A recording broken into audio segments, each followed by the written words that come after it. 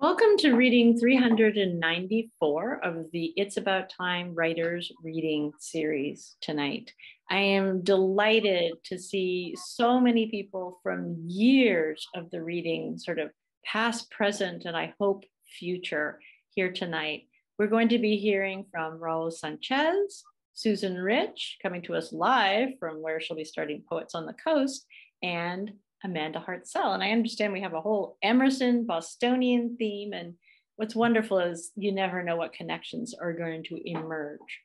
So I would first like to invite anyone here to let me know in the chat if you would like to do, or speak up right away, if you are interested in doing the 3-minute open mic tonight. Would love to have you. Also, next month is our annual Jackstraw crossover night. So we have a lovely lineup from the Jackstraw 2022 writers who will be joining us. Otherwise, let me go ahead and introduce Raul with his splendid backdrop. So Raul Sanchez is the former City of Redmond, Washington Poet Laureate from 2019 to 2021. He was a 2014 Jackstraw writer, mentor and judge for the 2014 Poetry on Buses project, and a TEDx participant in Yakima. He's a translator who currently teaches bilingual poetry at Denny and Mercer International Middle Schools, short residencies through the Jackstraw Cultural Center. He taught bilingual poetry at Evergreen High School through Seattle Arts and Lectures, the WITS program. He volunteered 3 years for Pongo teen writing in the Juvenile Detention Center. And during the pandemic, he put together the manuscript for his forthcoming second collection, When There Were No Borders, to be published by Flower Song Press. He also created Poetry in the Park, bi-weekly event at the Meadowbrook Pond in Northeast Seattle, which is dedicated to Theodore Rothko. And King 5 TV's show, Evening, has featured both the Poetry Poll and the Poetry in the Park event. So welcome our new celebrity poet, well-earned, Raul Sanchez. Celebrity, well, that's a big word. Thank you. Actually, the book came out last year. That I didn't update that on the bio, but yeah, it's a pleasure to be back. The last time I read for this series, we were in person about 3 years ago, maybe 4 years ago, something like that. Anyway, so it's good thing to be here. It's 6:10. I'm keeping track of time. Last week we were in Lopez, my wife and I, and this poem is about that place. It's on the first book, All Our Brown Skin Angels. It is, I like the poem because it's a poem about trust. Cliff's Edge. You and I hold hands by cliff's edge, watch the ships sail with the crossing breeze, admire the ancient archipelago. If tomorrow we lose our sight, become completely blind, we could stand still by the edge of this cliff, for the wind will show us how. Hear me now. You and I are born from such mysteries. When I read it, I get these chills, my skin, because it's standing there, just facing the wind, pushing you back. So now I'll begin. I'll share some poems from my new book. This book is divided in 4 parts, and the first part is mostly cultural and immigration and all of those issues. The second part is more current stuff, what happened after those situations. The third part is more current stuff, the themes, and the last part is about the commission poems that I had to do for Redmond and Burien and other places. But I like to begin from the book with this one. Immigration is something that's never going to stop. Humans have been moving across the world forever. Praise for the walking warriors.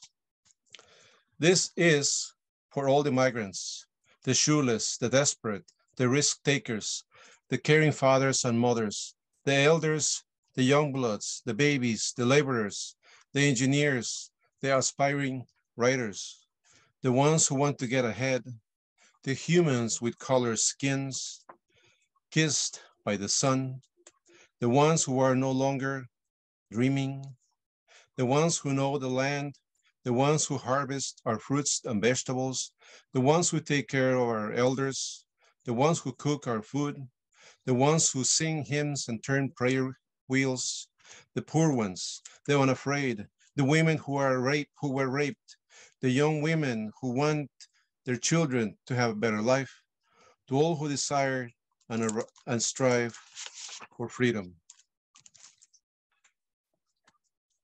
And next, in the cultural part of it, have any of you ever tried mole poblano when you go to a Mexican restaurant, a real Mexican restaurant? Mole poblano. 16th century Puebla City cultural crossroad where the new and the old were collided, world collided. Legend says that a magical wind gust swept the precise proportion of spices and condiments into cazuelas de barro at the Santa Rosa convent, ancient Mexica advice, using chocolate in splendorous ways, taken from the eldest Mayans, quintessential mestizo delicacy, roasting chiles, pasilla, mulato, ancho, grinding cloves, cinnamon, anise seeds, black pepper, garlic, almonds, peanuts, raisins, on metate, grinding stone. Gentle grind, making the paste with native Mayan chocolate by gentle Mexican hands. I can almost taste it. My mom used to do this by hand. I remember I'm watching her in my memory. It's very laborious, but it's delicious. Now, next is 2 years ago or so, maybe 3, there was a problem. They still have the issue with avocados. They say this is a new cocaine from Mexico. Well, here's an ode to an avocado. You, shaped like an ovum seed in the middle, with the branches hanging with all your brothers and perhaps your sisters. Did you know that I've known you since I was 5? I really didn't know you then, but I heard about you at that time. You were presented, introduced in my mouth as a mushy, soft, sometimes tangy, spicy, oniony, decadent delicacy, served in small bowls and dipping dishes. That soft green, creamy, buttery meat sensation in my palate could not identify the deliciousness under the hard, crusty skin that protects you. Dark green as my midnight dreams, bumpy as the cloudy days bereft of sunlight. Where have you been? Oh, I see, hiding beneath the bushels crates of transported, imported food, other immigrants harvested at the right time, south of the equator, where alpacas, mules, donkeys, and mountain goats go, handled by those humble brown-skinned hands from faraway lands, where the sun shines brighter. You are free but trapped in a plastic mesh with 5 other guys, your friends, I presume, even though the sign says 4 in the pack. Ahuacatl is your name, but nobody calls you that. I think I know why. Do you want to know why? Ahuacatl is the Aztec Nahuatl word for testicle. So imagine going to a Mexican restaurant and say, hey, server, can I get a little bowl of testicle, that green testicle sauce? They will not know what you're talking about. So ahuacatl, that's the original name of the avocados. All right, next, let's see. This poem at the end of the line has either 1 word or 2 that is in Spanish. And the whole idea is to condense the early part, the first part, which is in English, into a single word in Spanish or 2. It's titled Life, Vida. These days filled with lies, mentiras, fear, intimidation, smoke screens, humo, nebulous particles we breathe, respiramos, inhale deep because we need aire, air to live, vida, the orange glow, resplendor, Father, Son, Tonatiuh, Sol, remains in the center, el centro, while the planet floats, flota. We make the earth turn, vueltas. The rhythm of our heartbeat, latido, our pulsing heart, corazón, the size of a postcard stamp, estampilla, stuck on the map, pegada, of our existence, existencia. The cycle repeats itself. The cycle begins once more, continúa. When night falls, we rest, descansamos, our soul, alma, to see the light, luz, the new wind of change, viento nuevo, the new day, el nuevo día. So it's a condensation of all the English words into a single or two in Spanish. And it says the same thing without all those other words. You know, we know that we poets we need to economize our words. Otherwise we're saying much more than we need to. Okay.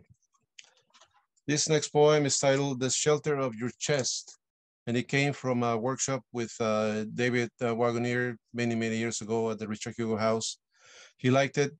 And what you're gonna hear is what I presented and it hasn't changed. And I like it, it's here. The shelter of your chest. Guard my backside from the thin knives of their dreary eyes. Guard me between azaleas and marigolds. Guard me between wood and musk in your misty meadow. Guard me between the roots of cedar and maple in your snow-covered mountains. Guard me burrowed in the wet sand, ocean waves brush. Guard me between twilight and the early light, between mist and rain, thunder and storm in the rainbow. Guard me between azure and purple. Guard me between the sheets of your bed, tucked in like balled socks. Guard me from disdain. Guard me inside, outside, over, under, beside your chest. Let us guard each other from the fallible. Keep the torchlight on. Raise your red rose. I am your warrior. So David liked it, so it stayed the way I presented it. Thank you. So about the detention center, things are a little off there, but I want to go back in person because to do this on Zoom, I cannot. The whole purpose is to be there with the students. We don't call them prisoners; they're students, because their expression, the body language, how they scratch their head, what they're writing, how they scratch it off, you know, it says a lot. And I'm not a psychiatrist or a psychologist, but as a poet, I can interpret what they're writing and then see and ask questions without being too nosy. My experience at the detention center and why I became interested in mentoring the youth in detention. There are seeds that are blown by the wind. There are seeds that are planted by human beings. Those seeds will grow into beautiful flowers and trees. Those are the powerful seeds of knowledge mankind needs. The seeds will germinate, throwing roots expanded like fingers, grabbing hold of the earth. The roots contain well-being, grandiosity, wisdom, virtue, truth, pride, glory, faith, harmony, agreement, disagreement, tranquility, ancestry, principle. The roots will give way to the branches, providing leaves, foliage, and fruit.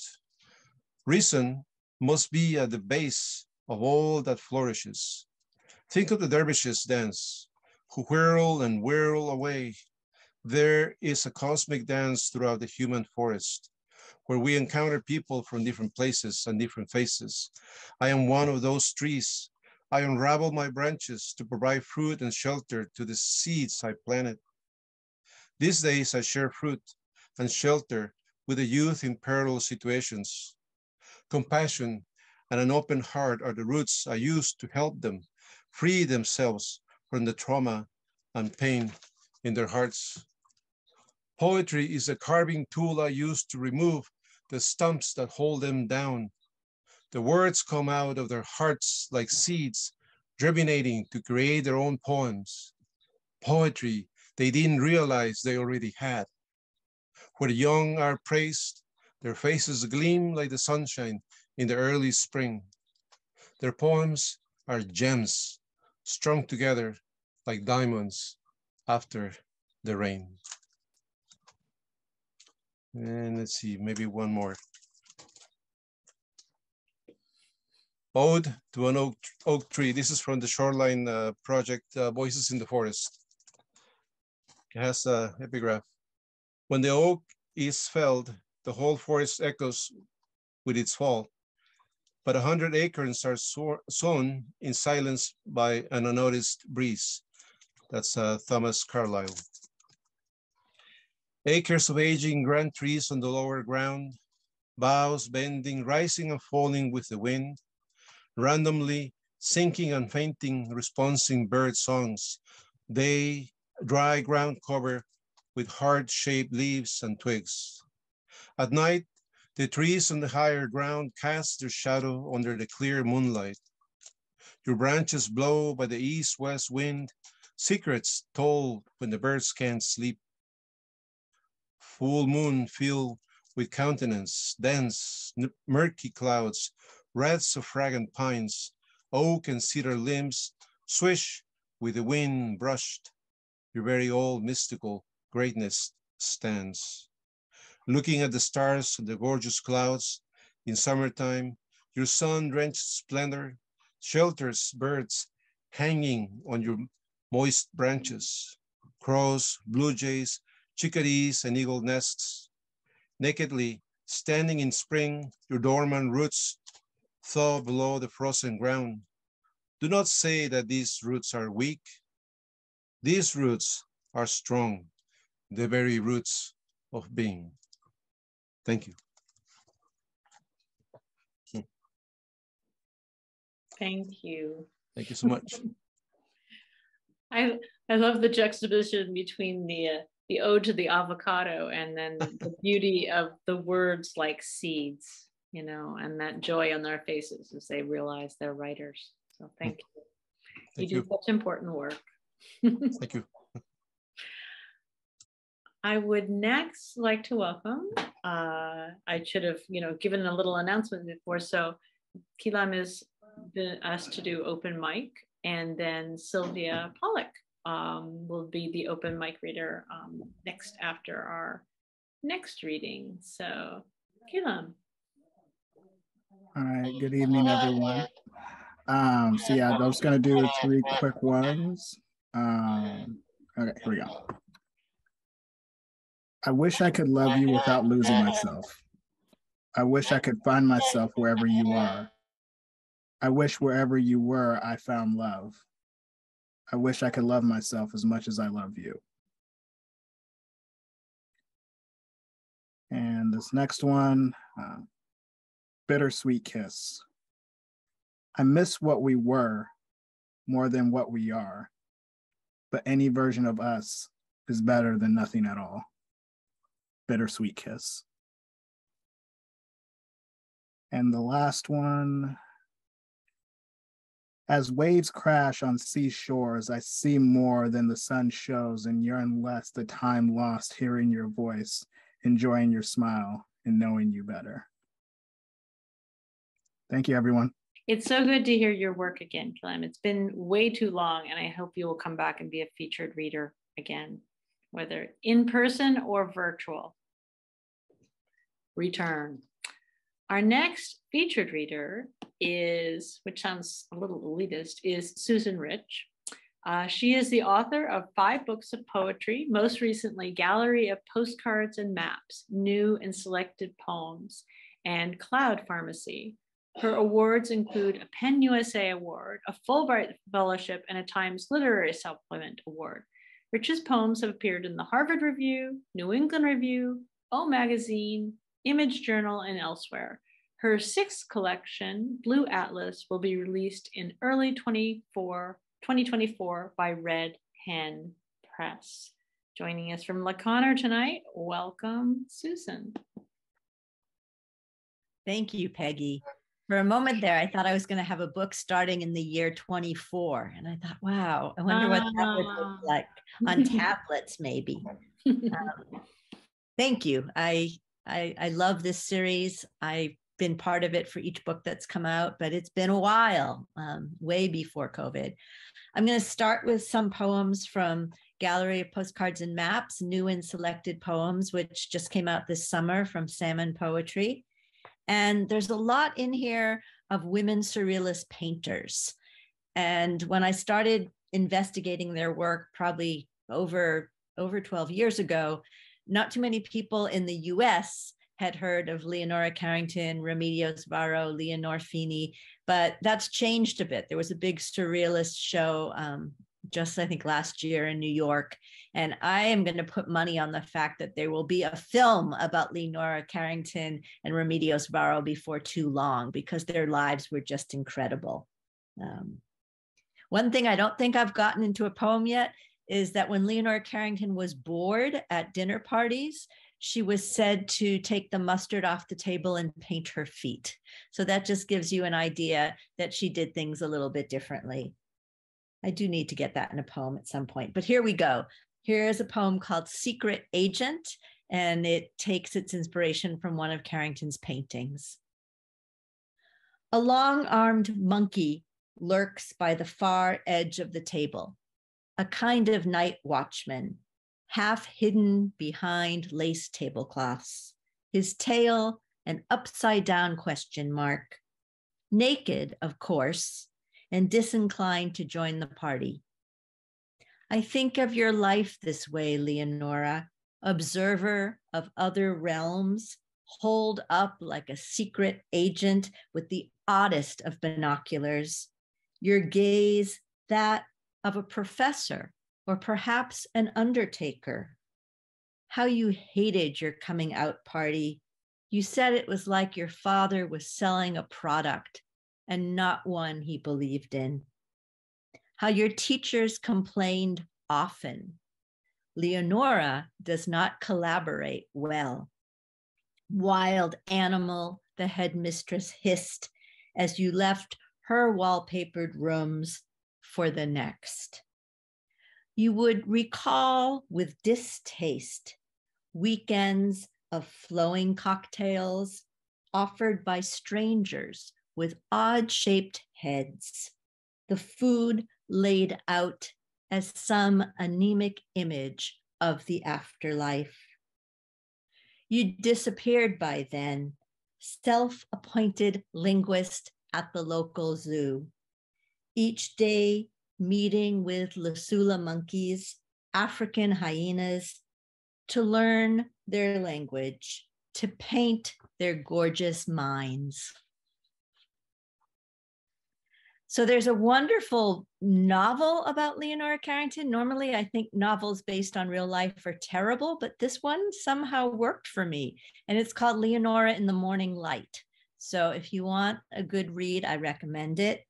And one of the things you would learn is that when Leonora Carrington, I'm not sure if she was quite 18, she ran off with Max Ernst, who was definitely twice her age, more than twice her age, and married to, I think, his second or third wife at that point.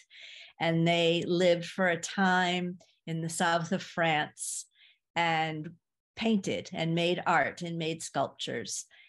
And the first painting that Carrington made, she started it in London and she took it with her to the south of France. The story goes that it was what she needed to prove herself with, was about a rocking horse in a nursery. So you'll hear some of those images here, perhaps. And this is called Self-Portrait as a Leonora Carrington Painting.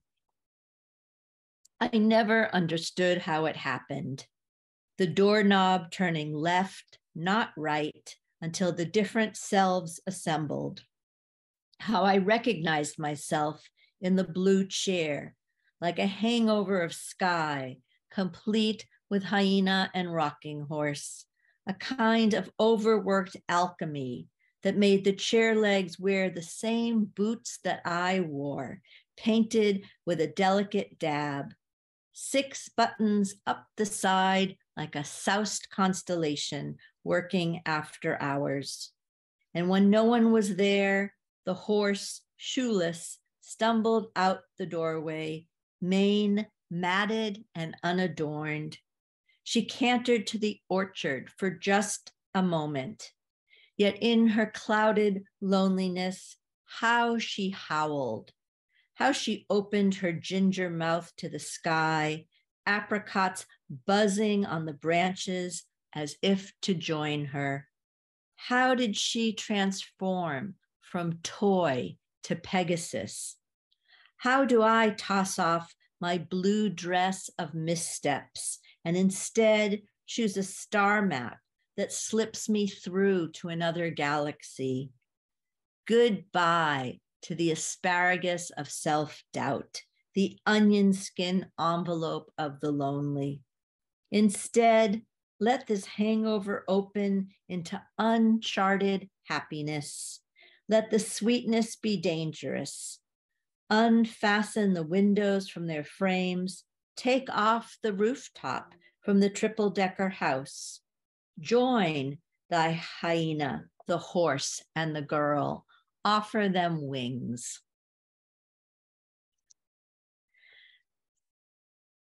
So Leonora Carrington's best friend and perhaps her competitor was Remedios Varos, who was originally from Spain. They met in Mexico City, where a lot of artists went to escape Europe during World War II.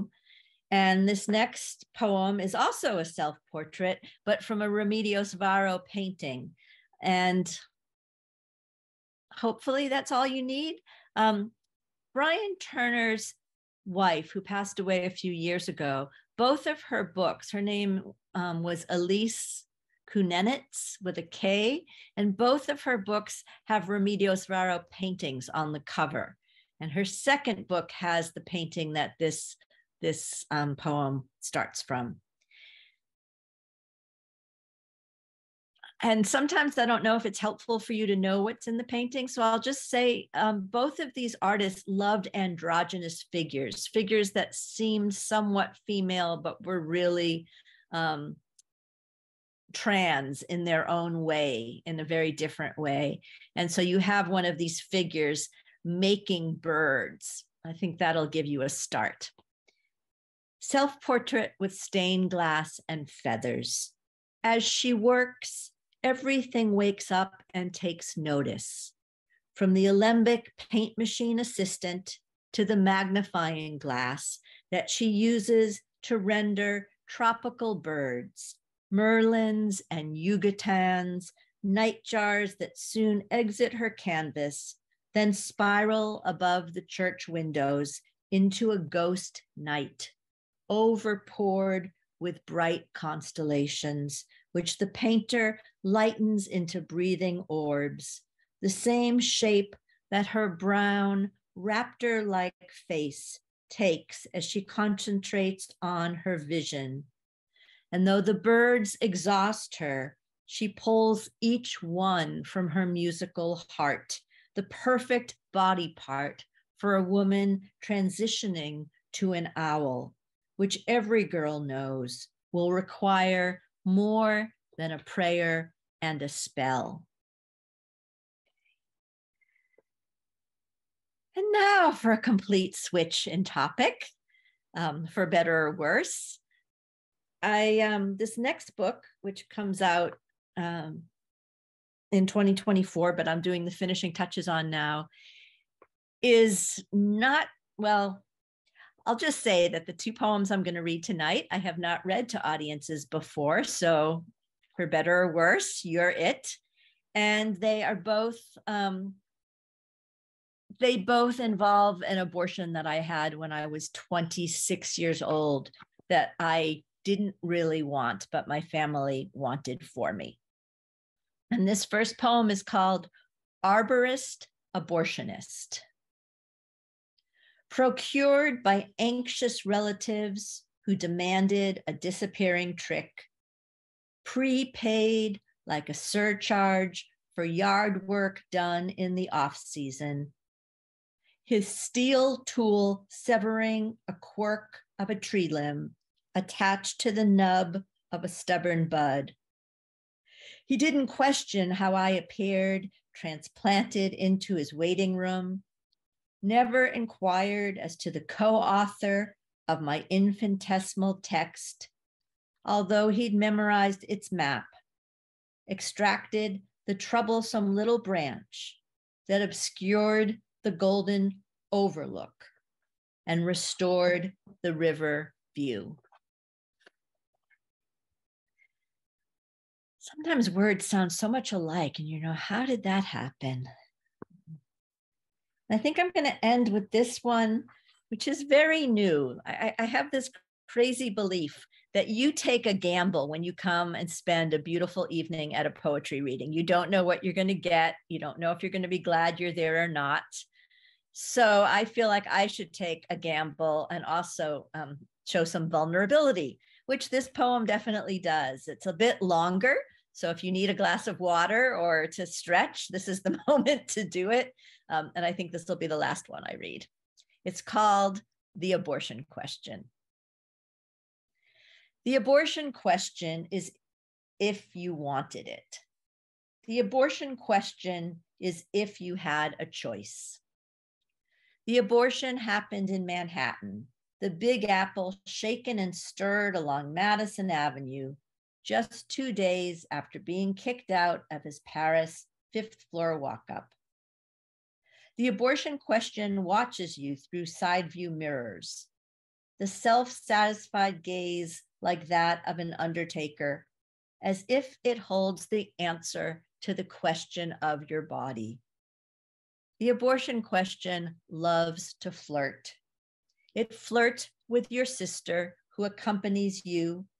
Flirt rhymes with skirt, and you relinquish yours for a paper gown. The abortion question laughs with your sister, executor of this plan, who giggles back. But where is the deadbeat non-dad? Is he hiding in the hourglass, the dying tulips? Such a checked out father not to be. The abortion question is bone tired, multilingual, and global. It looks back on its past, coat hangers and back alleys, the wild herbs, cotton, root bark, and black cohosh.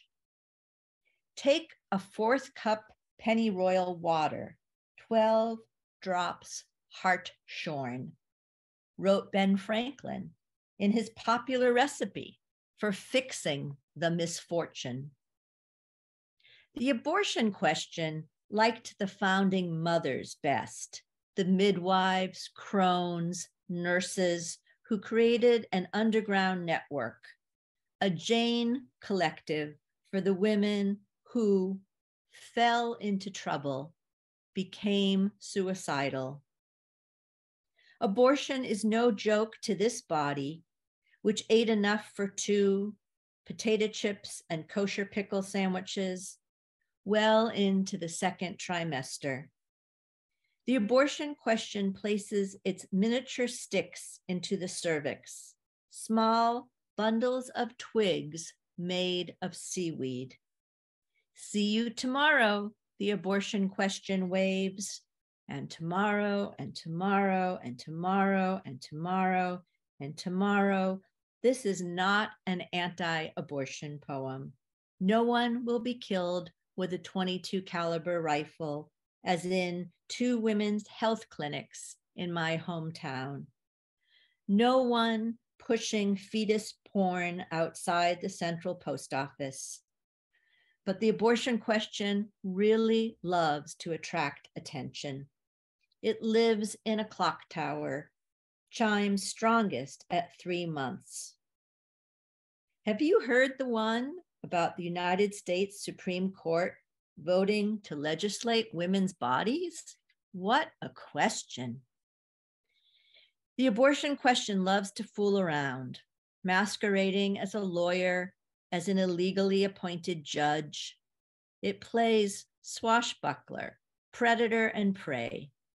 The question hangs around me like a pest, tugging at my knees, begs.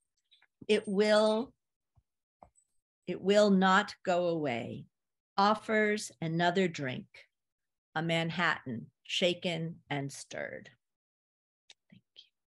Thank you, Susan. We're so glad that you were willing to take that to us, to bring us and to know and to be so brave to share that. It's beautiful and so needed right now.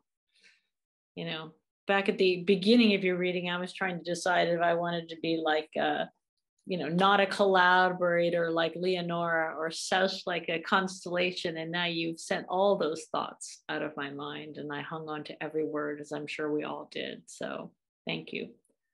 One question for you that you haven't told us, you spoke of artists, but could you share what is your screen background? Oh, it's a Leonora Carrington painting. And it's, I always forget the name of it because it's not translated, but I think it's something about a horse and a dream. She wrote a lot about, and she painted a lot about horses. She was. Well, I wondered about that when you said androgynous and birds, and I felt like I saw feathers, and so I'm so glad that you elaborated that. I had a feeling it must be related, and I really wanted to know more. So, good luck with what's on the coast, and come back anytime, even between books. Thank you so much. Thank you. Right. Our next open mic person is Sylvia Pollock. Okay. Well, I'm not taking nearly the risks that Susan did. I'm not that brave, but this is a poem I just wrote, so it's a baby poem. It's called Today on the Burt Gilman Trail. A man in cycling shorts, helmet, dark glasses, pedals by, talks to his wrist. I want to know if he converses with his boss, his lover, his kid, or himself. No clue. He went by too fast. Next on the trail, a rabbit casually crossing in front of me, not in a hurry. He's learned there's safety in numbers, and we've had an outbreak of rabbits this summer. The raptors are not keeping up. Neither are the neighborhood cats and dogs, which all are wildly domesticated. I know we have coyotes as well. My wife has seen them on her early morning neighborhood walks. Here, half hidden among the trees beside the path, a small tent is pitched. Someone undoubtedly lives there. So many Seattleites unhoused. I feel guilty. The cavalier rabbit doffs his feathered hat to me, almost trips over his sword, but maintains his composure, continues his amble into the shrubbery under tall pines. Will he end up in the stew pot of the homeless person who lives in the pine-shrouded tent? I'd prefer to pay higher taxes, feed the poor. I was brought up Baptist, taught as my duty. I converted to Judaism. It's still my duty, perhaps even more so, to care for the poor, the homeless, the destitute, the unwanted. The trail stretches on, needs and rabbits proliferate.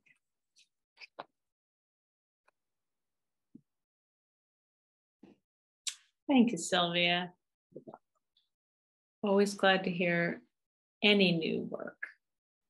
So, Amanda Hartzell is the author of forthcoming poetry books, The Heart Never Pretends to Be a Beautiful Muscle from Finishing Line Press, and Glowing Animals from Game Over Books.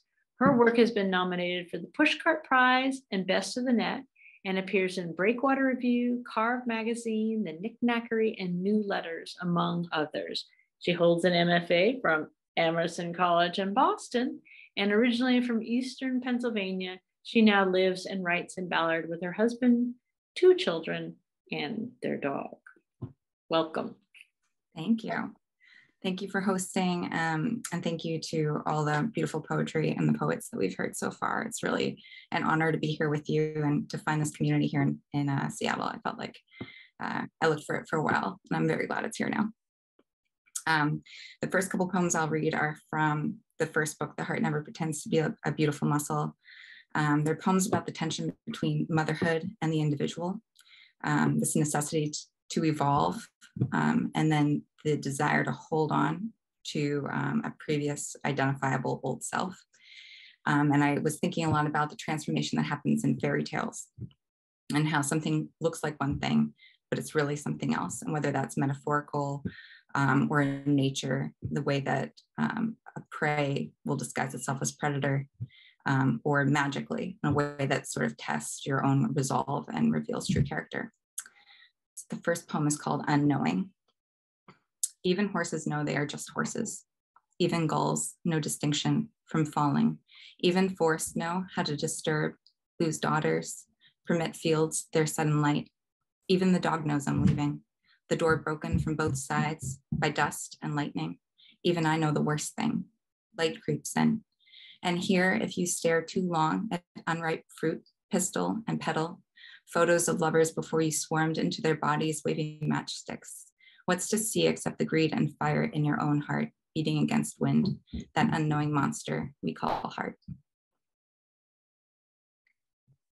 The second poem I'm going to be reading is called El Paso in Space. Similar to the poetry that Raul was sharing, the family separated at the border were weighing really, really heavily on me when my son was first born. And even as of 2021, there were 122,000 children that were separated from their families.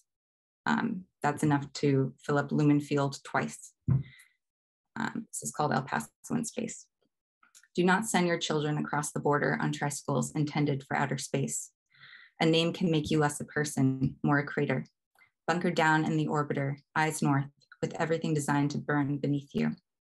Greetings from interplanetary dust, from its spectral frost on asylum and prickly pears. Where else to go but towards inevitable, uncertain dark? Even the youngest sensed meteors in El Paso, then a hopeful wreck. The world ends in spectacular blues and citrus, in a picture from your childhood cutting into sprinkles on birthday cake. The one blanket given is woven from stardust. What's English for America? Do you need your blanket? If you're hungry and cold, suddenly deepest sea makes sense. The windowless room and its bodies in silver weight, all pressure and anonymity. Brachiopods in desert, boulders cut from hickory by glaciers. Limestone as a conduit, a uterus in the warehouse. There is nothing left but everything, a howl forgotten in a cage. If the world ends without cake or children, stand up tall, burn the pictures, learn foreign words. The last poem I'll read from this first collection is a poem, I'm not sure if you all remember, because most of you are local, the Orca J35, Tahlequah. In 2018, she had a calf who passed away shortly after birth. And in a show of unseen grief, she carried her calf for 17 days and more than 1,000 miles, to the point where the pod started to show concern. The pod would take turns carrying the calf for her so she could rest. And it was just a really emotional window that was opening up to me at that same time, where I'd just become pregnant. I had experienced miscarriages, and I had a whole bunch of women in my own life that were opening up about their experiences. And it was really striking me for the first time how much of our lives as women that we live in isolation, where we don't share these stories and we don't offer this community to each other. And so I was really struck by this magic of women's bodies, and how the best part about magic is not the illusion itself, but how we don't know how it happens. So this poem is called Slight Orca. In Deception Pass, the orca still carries her young corpse, a beautiful island, this grief magician. Watch closely, follow each sleight of hand. Stacking cups turn my heart into another muscle, one I can clench. It glows in the dark. The trick to love is love at nothing. I love you so you exist. Yellow birds exploding in the amphitheater, bubbles rising in the tank. I love you so you pretend you're real. You know the future is more than fire and siren, gut punch and ghost. One trick to reassurance, respond by name, turn back when called, even just to be sawed in half. Who doesn't covet some hocus pocus, a way to roll back rock, from cave or peel card from orange, to live underwater. My grief magician bears a wet hat holding hunger. The doves are gone, the ribbon back in my mouth. For my first trick, I will need an assistant. For my second. The last couple poems I'm going to share from the last collection, and they're very short and they don't really need much of an introduction. But the book Glowing Animals basically was born out of all the wildfire smoke we were experiencing, and this pre-COVID kind of interlude of wearing masks and not being able to go outside. And then when COVID did hit, there was this eerie timelessness between that smoke and isolation. So these poems are very short, and they're about that. California without makeup. I do, says the woman to the future. The cake howls when cut, but she licks icing from ringed finger, not knowing black seeds don't take in the garden, or root in champagne and armpits of lace. She does not see the warm bodies burrowed in pine needles and down who kill for their young, but begins hearing them flee at night and finds their fur and puts tufts in her mouth as if she too carries a child. One promise of heat and time is incandescence, another drought and more months. A dry wind will come inside the house, testing doors. When the bedroom catches fire, she wakes like a little mission town abandoned in orange hills. The next poem is called Beginning. Birds are pieces cut out of mourning, the arch of your body still in my palm. Is it really so simple? Wind, downing power, the crumbs on a knife, the storm, the appetite, a way we revise the beginning until the soap you leave on the towel is a fortune, and the toothpaste in the sink ocean foam. For us, the glowing animals no one has seen yet, no one has named. And the very last poem I'll read is called Nighttime is to Nectar, as Fable is to Fox. This is how it will happen. Deer not knowing which way the river runs, moon out like a lamp at the end of the hall. Finches trap their gold panic inside a winter porch, and then you arrive, stealthy as the fox who whines out of dead legends, sweet-spoken thief, curled up like smoke in my home and belonging to no one. Prying open your throat for my name, I find only a belly full of honey, as well as the bees. Thank you. Thank you so much. You touched on so many things that are, you're right, actually, we're in a red flag warning for wind now, and bringing back the memory of the J pod and what that must have been like for you, newly pregnant after miscarriages. It's heartbreaking. Thank you for capturing that. And for the titular poem from Glowing Animals. Yay. Thank you. Our next, we have another open mic reader, which is Sandra, Sandy Yannone. So if you could say hello. Hello. Hello. And, give a shout out to what the heck you've been doing since the pandemic with voices. Wow. Yeah, thank you. Well, yeah, a few of you in this room know that since the pandemic started, my sister encouraged me to host a reading series on most Sundays. It's through a Facebook group called Cultivating Voices Live Poetry. A number of the people here in the room have read and will be reading. We do our first Sunday of the month now is a Poet's Focus, where we just did one on labor, where we take a word and let the prism of that word emerge through the poetry. So it was near Labor Day, but also I was thinking about labor in terms of birth. There's so many ways. The second Sunday is a new books showcase featuring folks like these fine folks here, Raul and Susan, who actually are going to be being contacted very soon to come on and read for our program. And then we do something called the Wild Card Open Mic.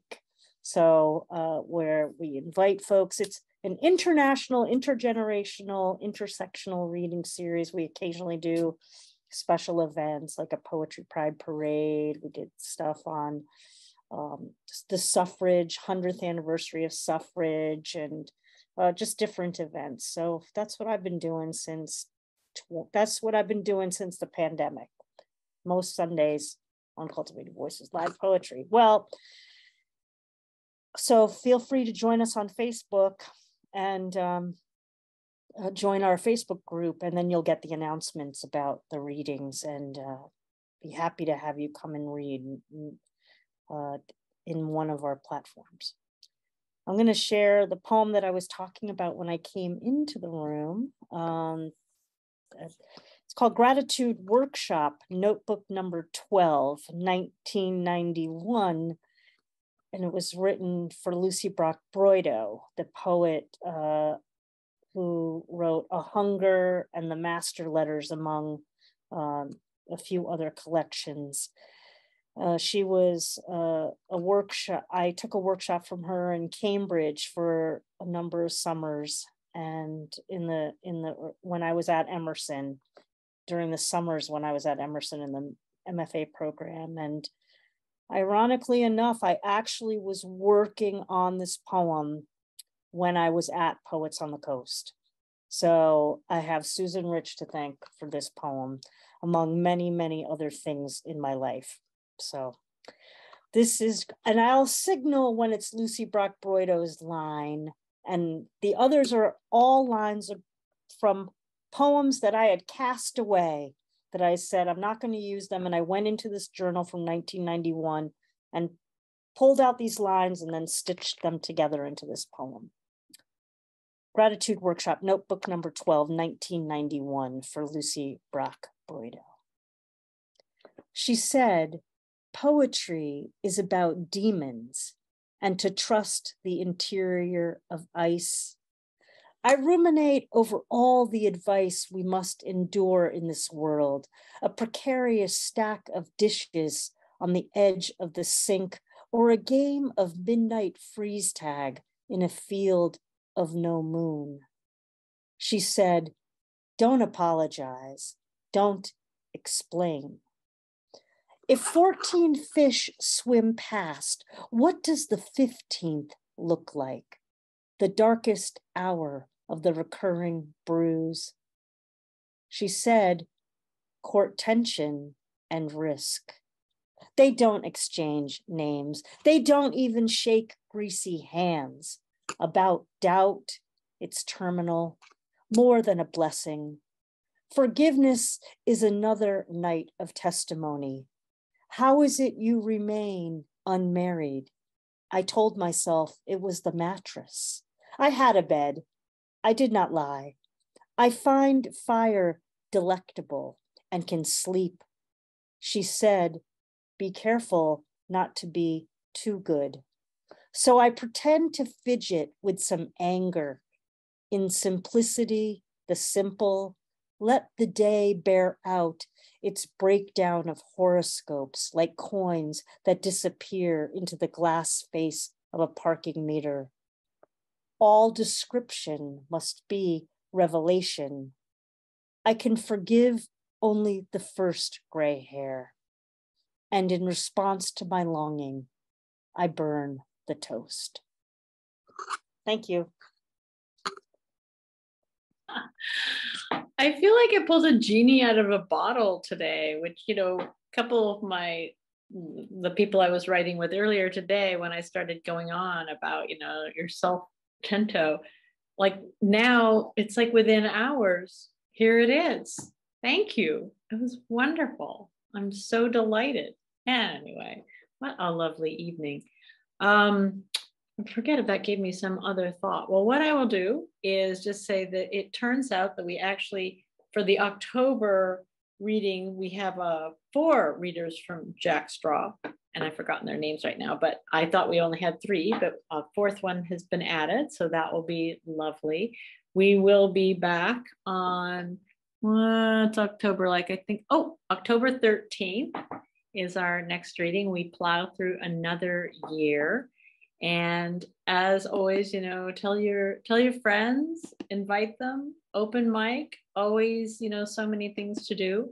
I'm going to turn off the recording now and say goodnight so that we can all just chat. And then we can compare notes about Pamela Painter and Emerson and all things fun. So thank you to our readers, our open mic people, and always our audience.